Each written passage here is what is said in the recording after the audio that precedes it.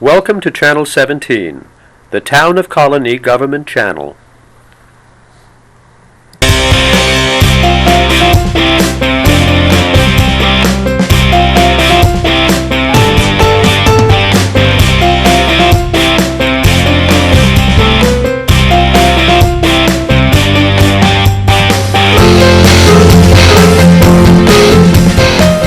Hello and welcome to Getting to Know You.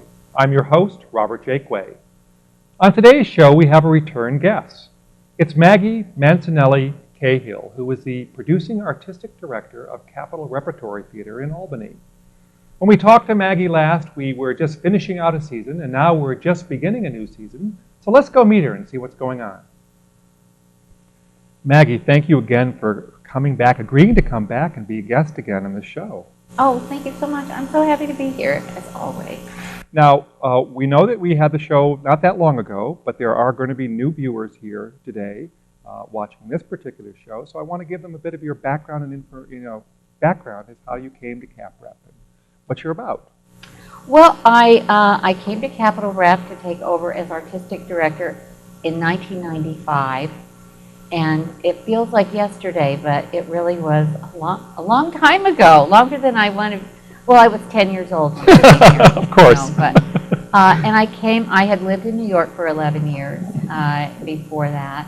I got my MFA at Columbia University, and then I hung out in a bunch of theaters in New York before coming to Capitol Rep to do this. But I had been to Capitol Rep earlier, actually as a dramaturg. And I had come up for the Cherry Orchard, and so I knew Albany before I came here. And then when I saw the opportunity for this job opening, I really jumped at the chance because I love the area. I love the geography. I love everything that this area has to offer in terms of the cultural life. I'm originally from Colorado, and we don't have that kind of thing in Colorado, you know. So I have found it a very productive and a very enjoyable time in my life to raise my son and really just get into the whole Capital Region spirit. I must say, you are a welcome addition to it. It's been, 12 years now, and you've done a fabulous job. Thank you. To the art scene in Albany, is it difficult to have a theater company that puts on X number of plays a year? In a community like Albany, or is this a wonderful land of opportunity? Well, that's a great question. It's very hard to do any professional regional theater in a smaller city like Albany. Even though we consider Albany not as just that little center that we call the capital. We really consider ourselves a regional theater that involves all of the 4 counties of the Capital District, and in fact the 14 counties that we affectionately refer to as Tech Valley these days. Our subscribers come from all over there. But when you're doing a professional theater, it costs an awful lot of money. The theater is an expensive art form. It's all about people. There's no videotape. You can't tape it and then distribute it in cities. And so it's a very labor-intensive kind of art. And what that means is you have to have a lot of people who support you, so fundraising is arduous, and you have to have a lot of people who come through your door. So it takes a lot of work, not meaning to be political, but it kind of does take a village to make a political theater, to make a professional theater. And so even though it's hard, it's completely worth it. Well, and you just mentioned about takes a village, but I was looking at your mission statement before our talk today, and you really concentrate on a connection with the community.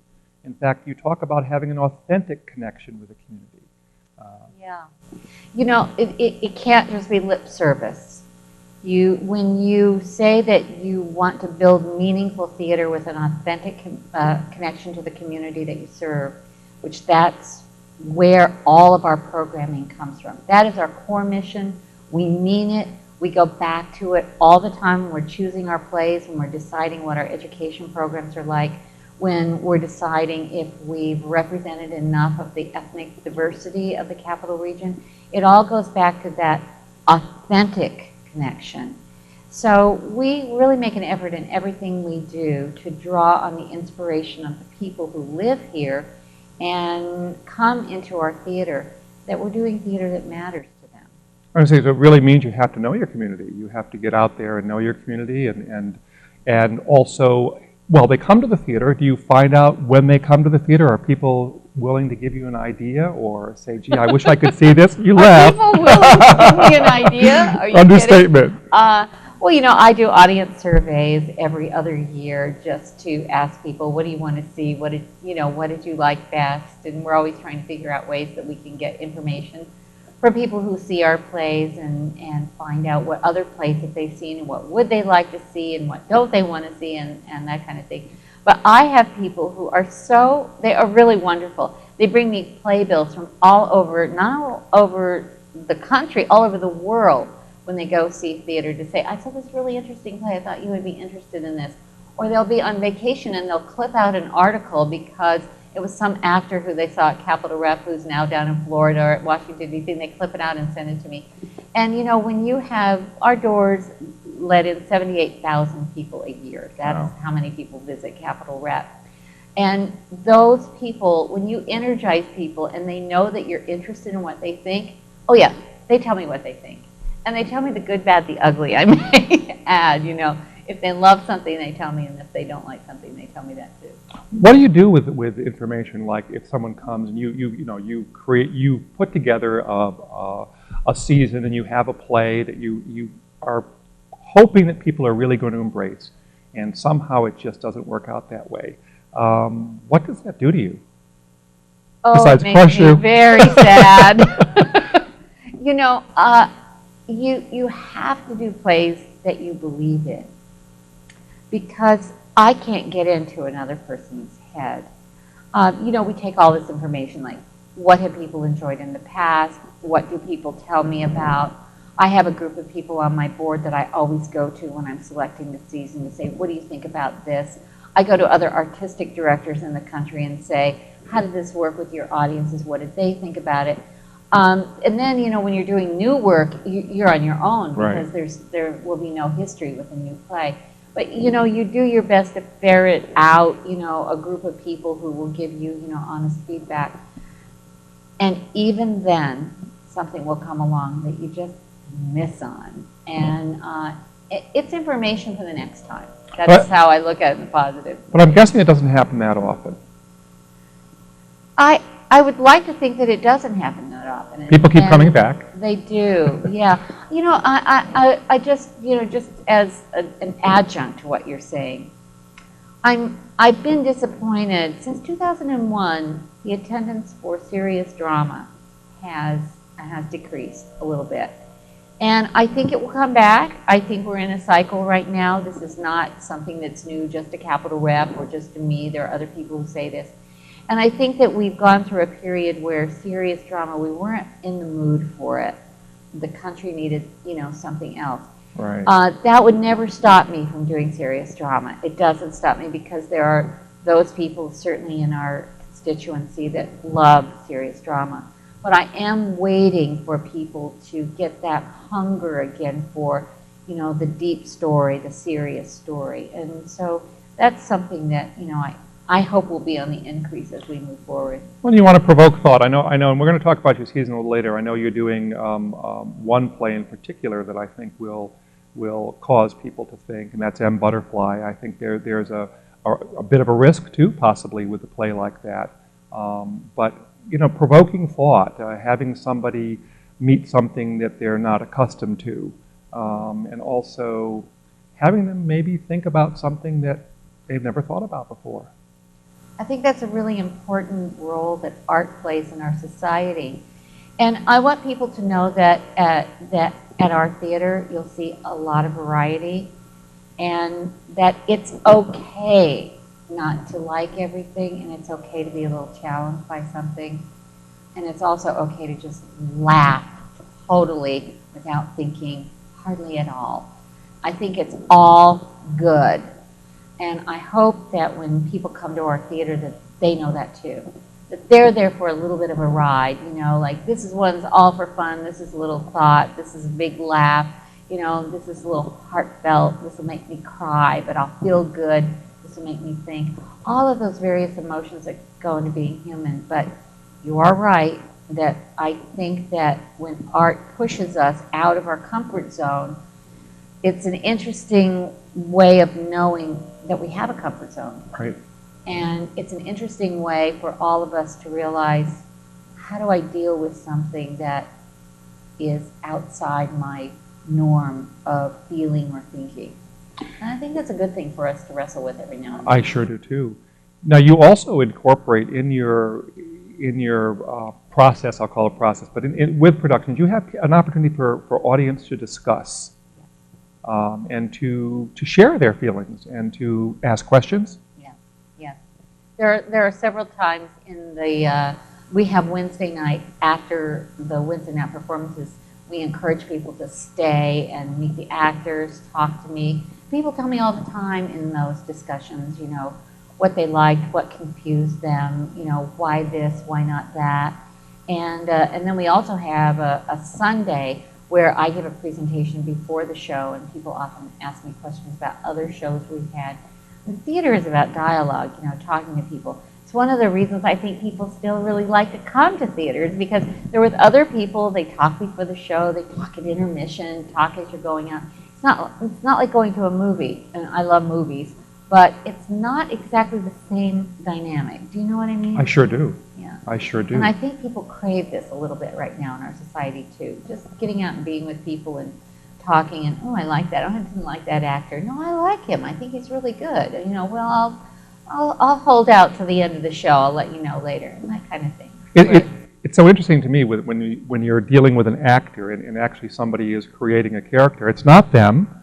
It's the character. And so people identify them with the character, and then there's an opportunity perhaps afterwards to talk to them, perhaps as the character. And ask them about feelings and all that. That to me is wonderfully fascinating, the art of acting. I think that people are sometimes amazed at how different the actor is in those conversations from the actor that you see on the stage.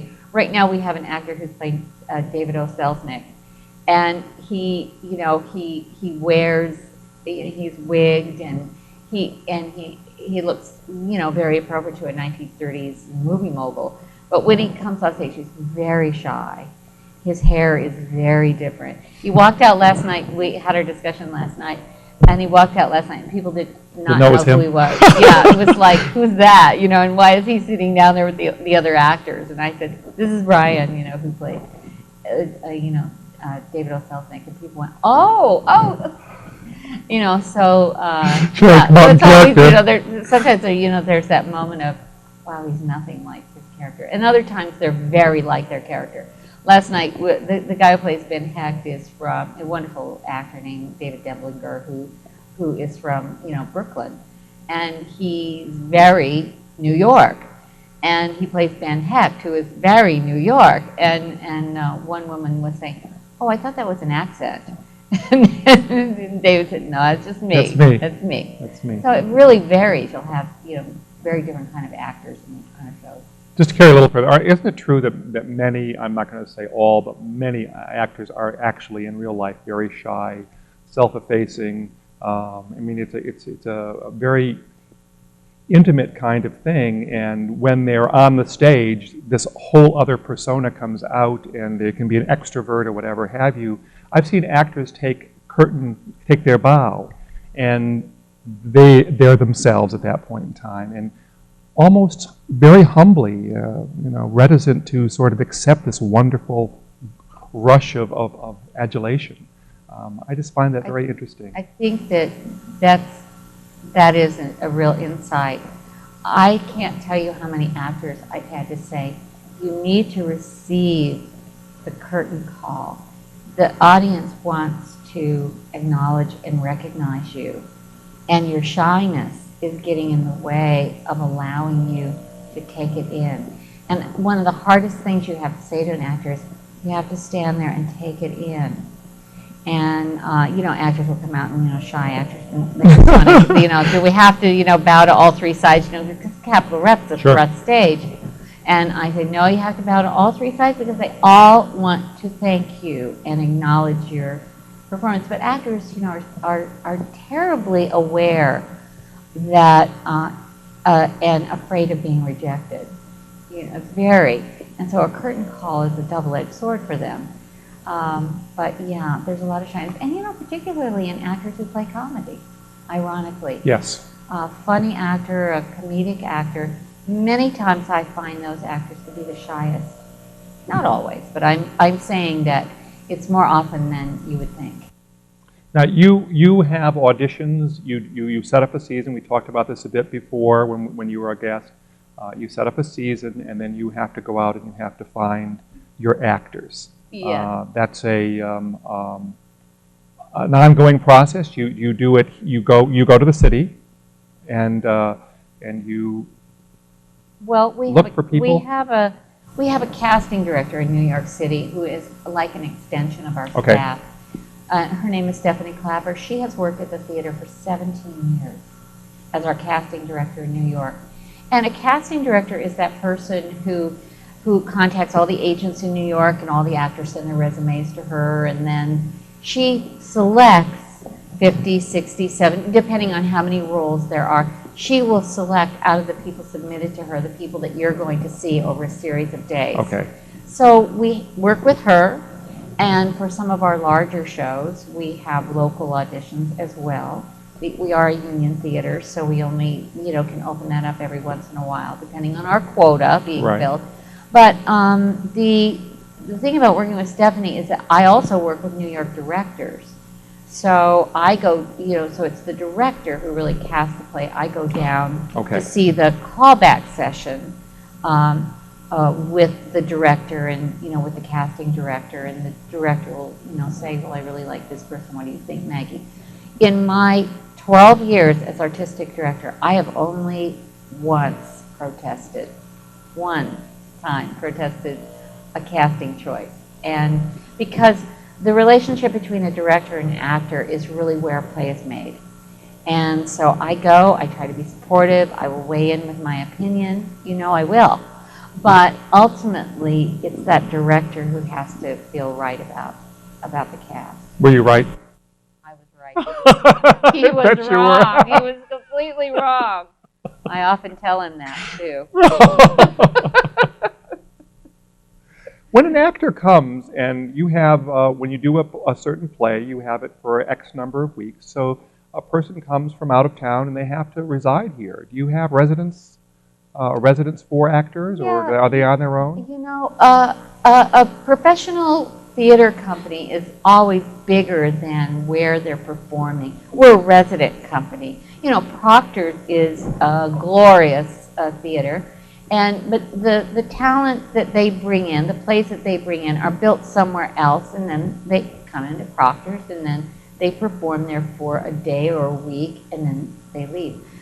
In a resident company, this is not a value judgment, it's just the difference between the way we operate. Right. We have a full-time, year-round staff that builds all our sets, that makes all of our costumes here in the capital region, and they're in a different building than our theater.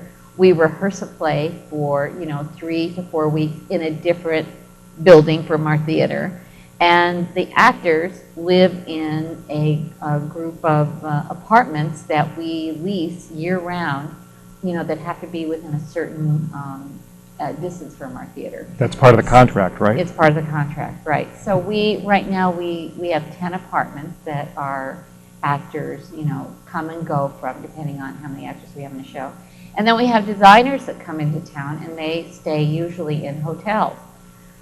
So we are, by the time you're seeing a play on our stage, it's really the hub of a wheel, that of other support services that feed the beast, of making that play. Magnificently complicated. Magnificently complicated, yeah.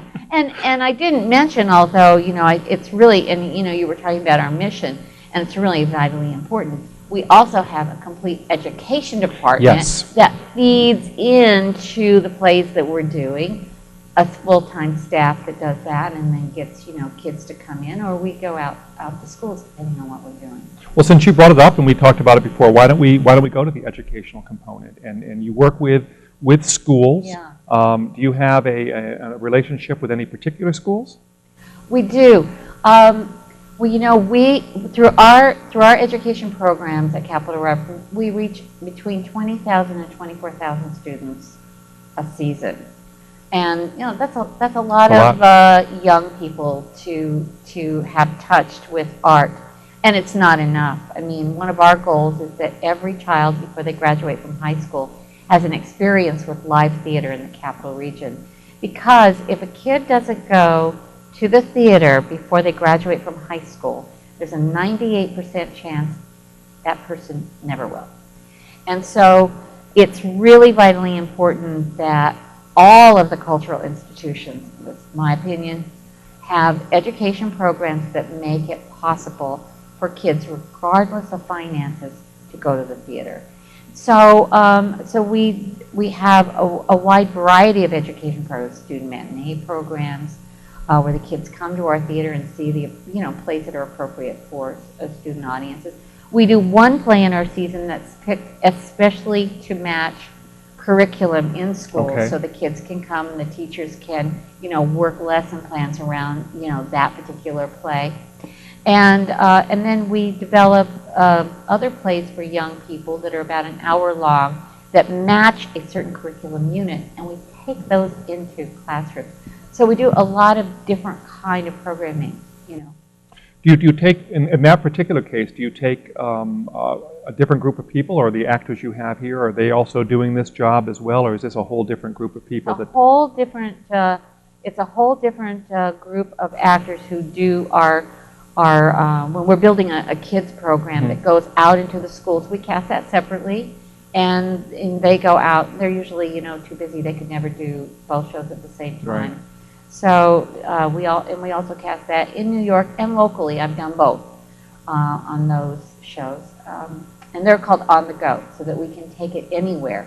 And we don't go to schools that only have theaters. We've done it in classrooms. We've done it in gymnasiums. We've done it in conference centers, conference rooms.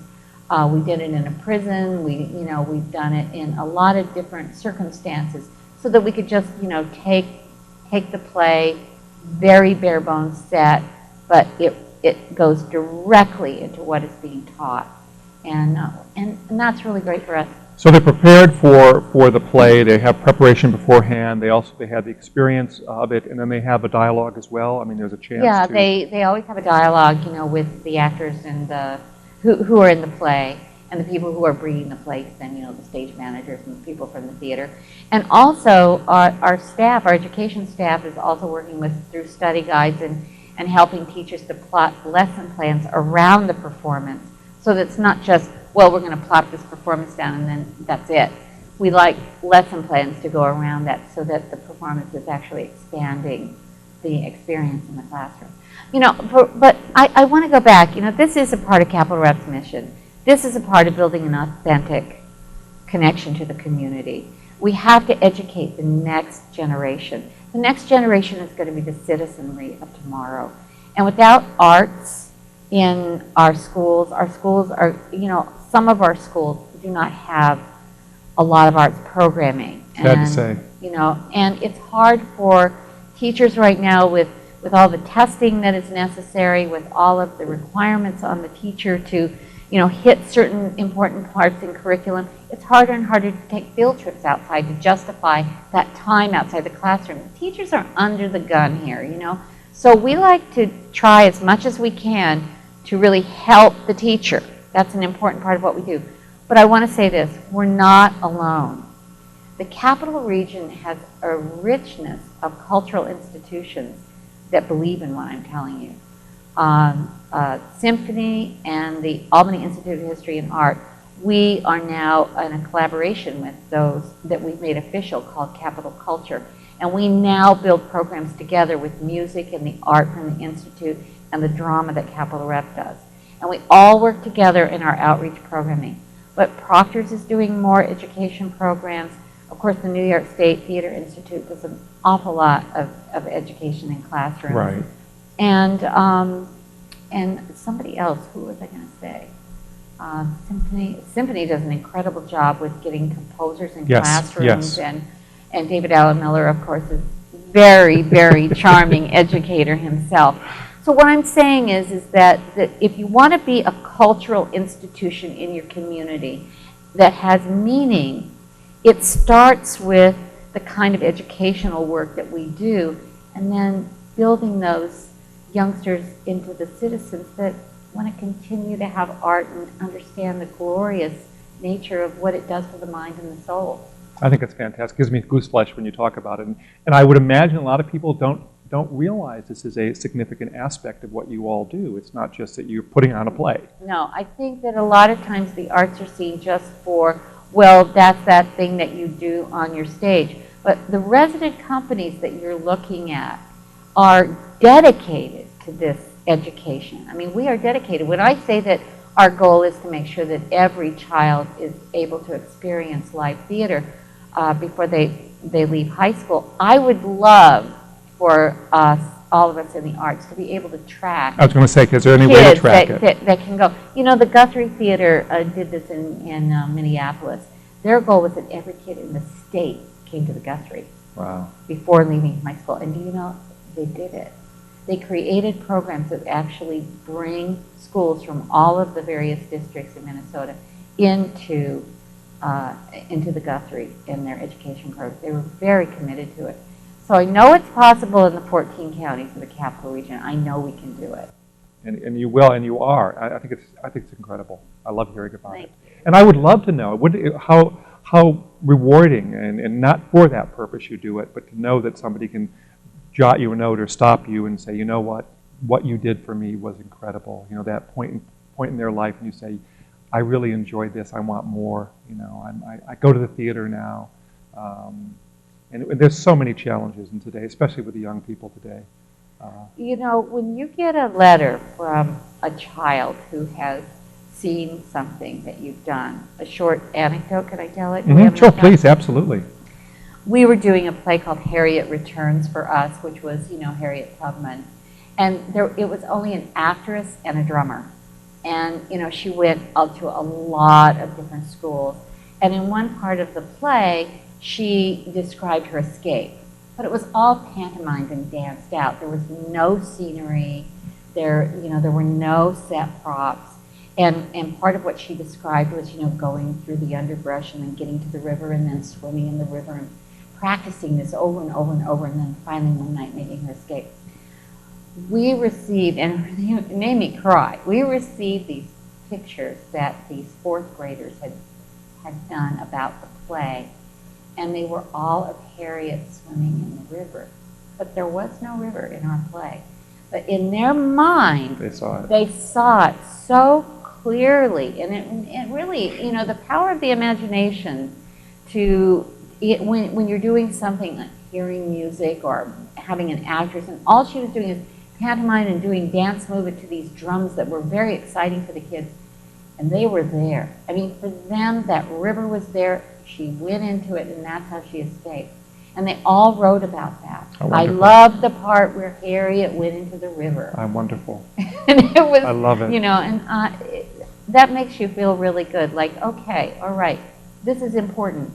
And I know that they know Harriet Tubman and how she escaped and all that it took, and I know that they know who she is in history, and they know a lot more about the Civil War, and they will be able to write about it much better as a result of seeing that little Make play. that connection. How wonderful. Yeah. How wonderful.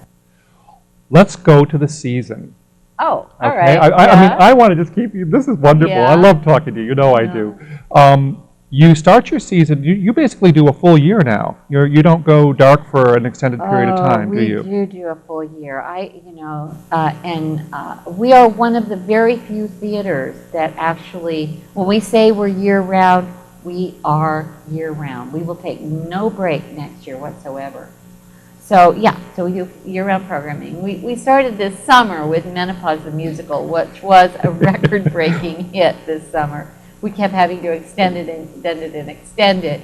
And it is true that we had 25,000 people come to our theater. And do remember, for people who don't know this, Capitol Rep has 300 seats.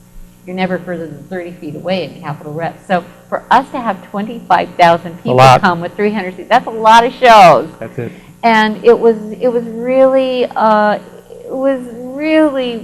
so fun. It was really a party, as they say. But our regular season really started with our current show, Moonlight Magnolias, which is a behind-the-scenes look at how Gone with the Wind was written. And it's very funny, and all the guys in it are real people, and it's based on a true incident. I was going to say, is it based on fact? Oh, it's totally based on fact. David O. Selznick was a crazy man, and he really locked the door and locked in Ben Heck, the famous journalist who went to Hollywood and wrote like hundreds of screenplays and doctored even more of them. And Victor Fleming, who ultimately directed Gone with the Wind. He locked them in a room.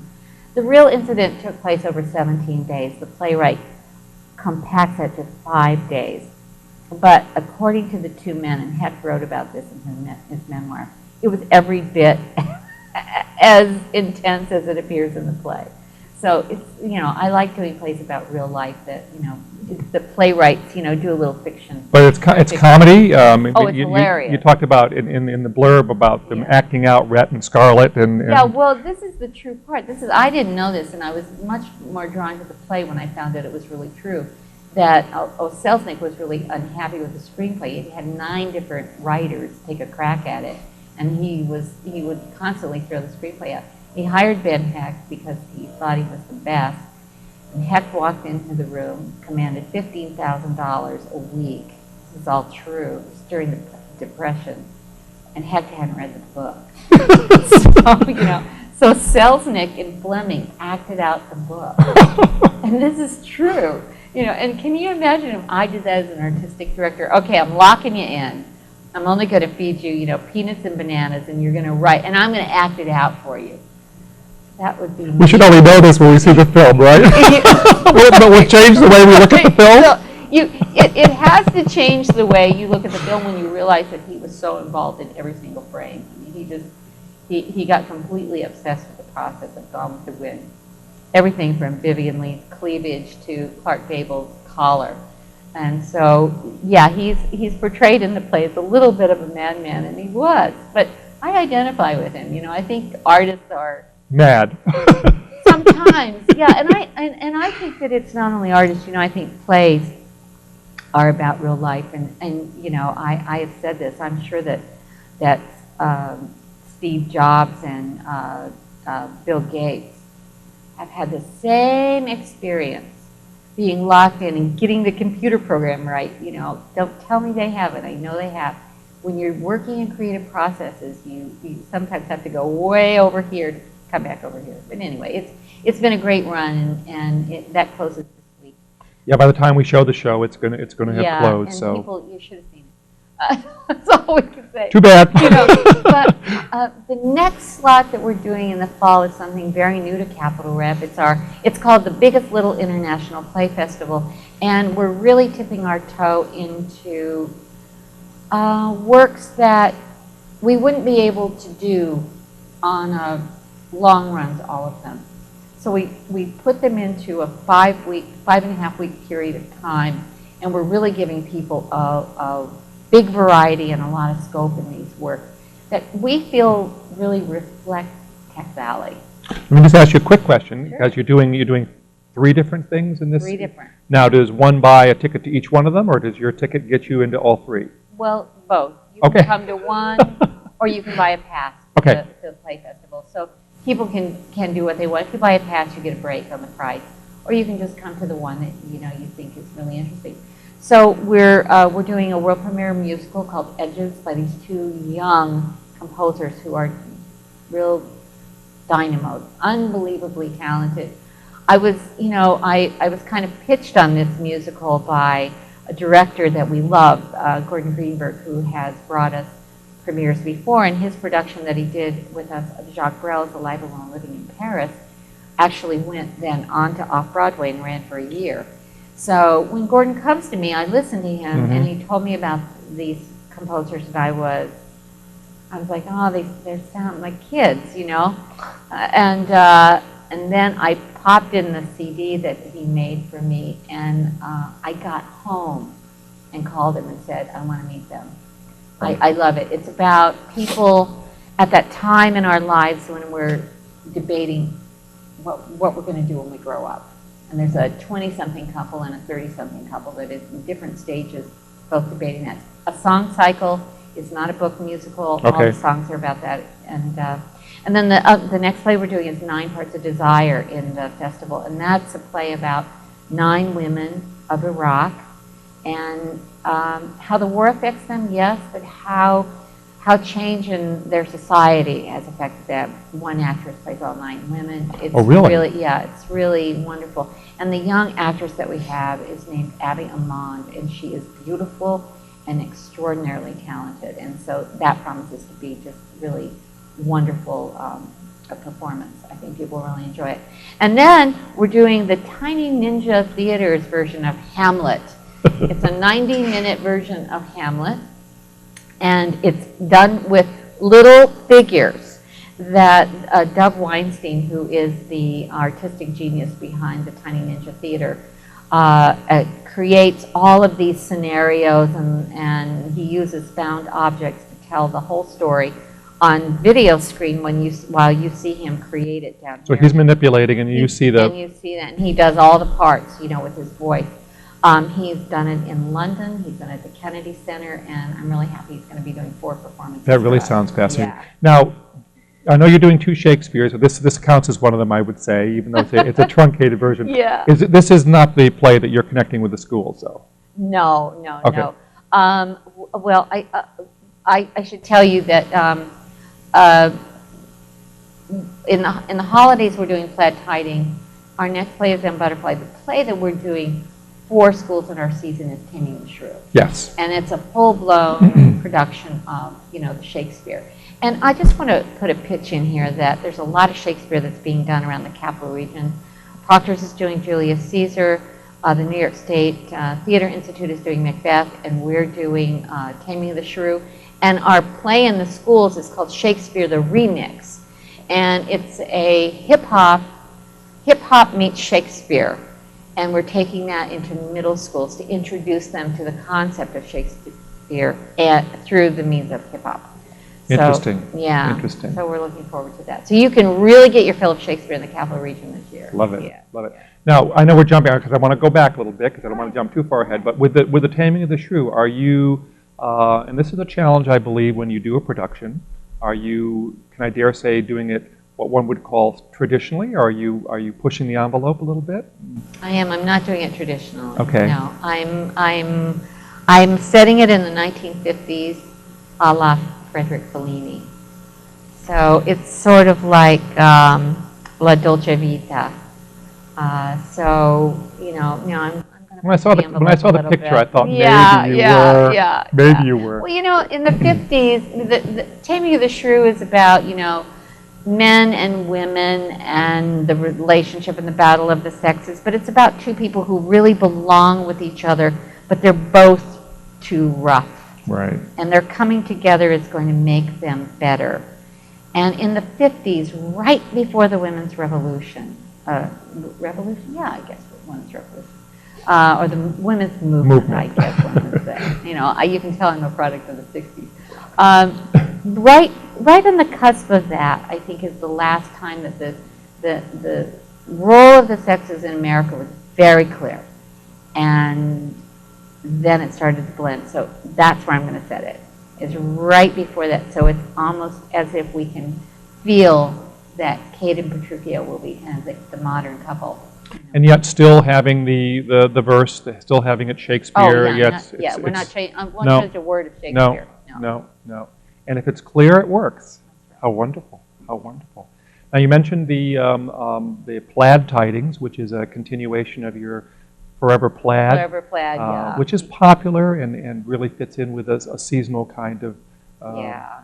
It's great. It's all the songs from the 50s and early 60s and that really tight harmony that they do, but this is all Christmas, and it's very funny. And, just like Forever Plaid, they do takeoffs on Ed Sullivan and all of the kind of goofy shows that were popular then, and it's extremely hard music, very hard play to cast, by the way. Really? Yeah, very, very hard. Singers have to be extremely good on that show, so we're working on that right now. And so the people who have seen the other one are going to obviously want to continue because I hope so. I hope so. Of course. Yeah, of course. Okay, and then you're doing M. Butterfly, which, We are. boy, that's a while since I've seen that play, and it's an interesting work, and I'm glad you're doing it. M. Butterfly is a play that is a mystery. It's political and it's sexual. Does that sound like real life? So it's a play about a French diplomat who falls in love with the singer in the Peking Opera's version of M. Butterfly. Okay. But the only thing is that what he doesn't realize is that it's not a woman, it's a man. And his career, of course, is devastated for it, and he has to come to grips with all kinds of things about himself that he's never been willing to acknowledge. And again, one of the reasons that I really like the play is that it's based on a true story. And so I love the way that the playwright takes us into a world of our own biases, our own willingness to suspend disbelief whenever we're in a situation where we have to confront things we don't want to confront about ourselves. And so it's a very beautiful play. I agree. I agree. Because it's that collision of the Asian and Western culture. So the costuming and the movement and the music and everything is extremely beautiful. And then that is all destroyed, of course, in the Chinese Revolution, which is also a part of the play and a part of the plot, which I won't give away. But no, I think when recalling it, as I say, it's been a while. I can't remember how many years now, but there's this wonderful connection because of the way it's written with you as an audience. You're getting the actor basically telling a story, talking to you, revealing himself. I get chills thinking about it because it just really connects you. You really are brought in with this. You're not just watching something happen. Oh, no. You're pulled right into it. No, the actor who plays the diplomat is asking for you to understand what happened to him from the first line. And he's talking to you, breaking the fourth wall. And so he takes you into this world of intrigue and asks you to understand and question and Right. try to see what was happening for him. You can't help but be moved by it, and there's nothing sensational. I know that when it first came out, there was an idea that there was sensational, and maybe that has a draw to some audience segment. But once you're in this play, it just really connects, and you really you understand, you feel strongly. Yeah, Beautiful. I agree. I agree with you about that. That it's a play that will remind us of a big cultural happening, the Chinese Revolution, of course, which has changed all of our lives. And also, as I said, when you're in a situation in life where you make the wrong choice, you make a choice that you can never go back once you've made this choice. And with the French diplomat, it turns out it's not so much sexual as it is the intimacy that he, Yes. that he betrays his post. Yes. So that ultimately is why it's a political thriller at the same time that it's about what this man happened to this man personally. And I love that because, I think in the news only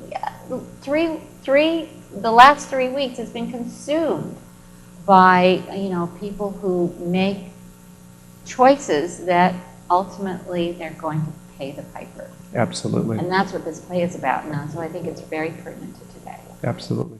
Wonderful. Applaud you for it. And then you're going to go from that intense work, Yeah. beautiful work, you're going to give some homage to Hank Williams.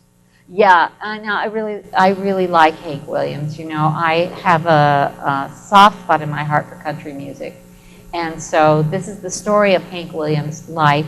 It's more of a bio play than even the Patsy Cline that we did, because it takes you from the time he first started singing when he was a little kid to, you know, the day that he died, and which was not too long a time. He died when he was 29. Wow. He just looked 45.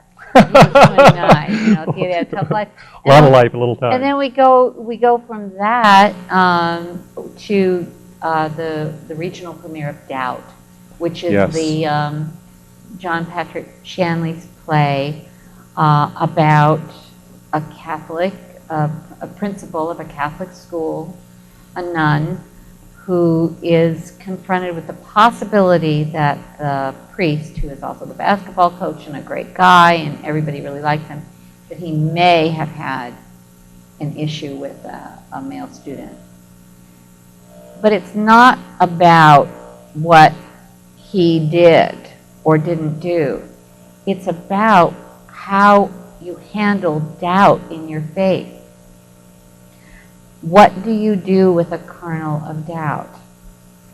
And I think that this is very, very important. I've had people say, you know, to me, oh, you know, that's an anti-Catholic play. And I say, please, with a name like Mancinelli-Cahill, please, come on, you know. You know, this play is about that part of doubt that you have to deal with if you're going to be truly faithful.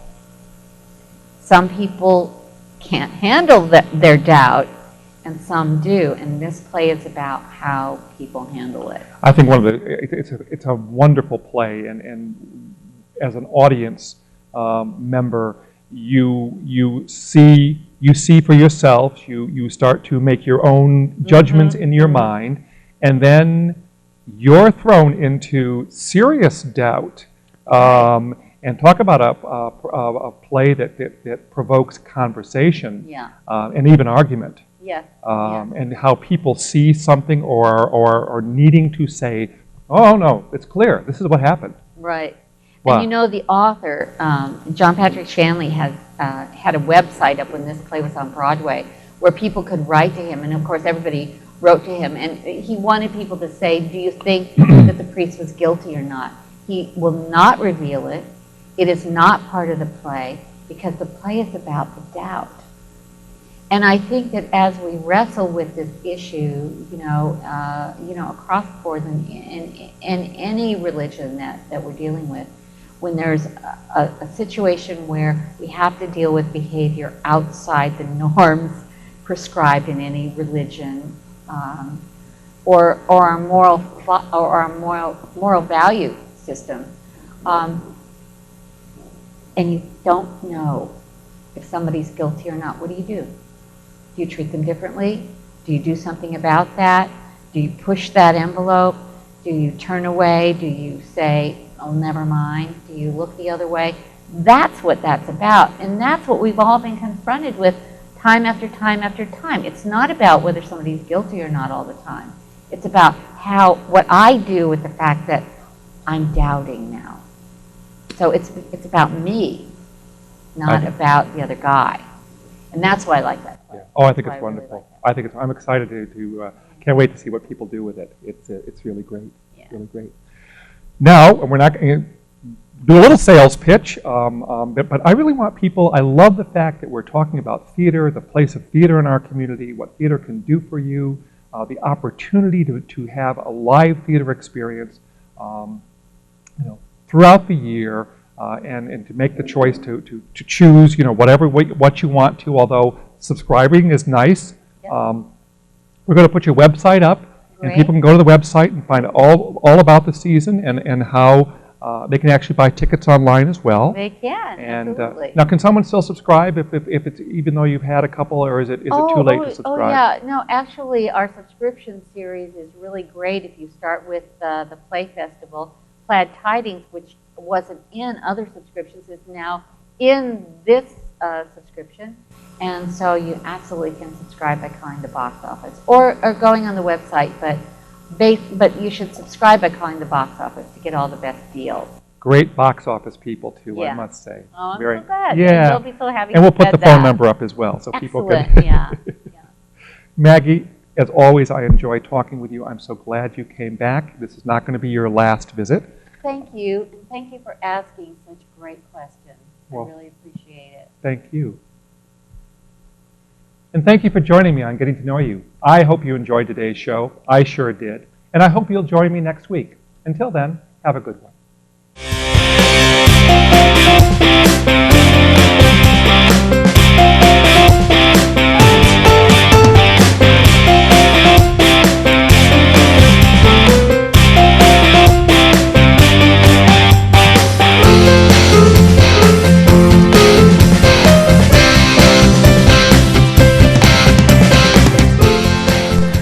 Welcome to Channel 17, the Town of Colonie Government Channel.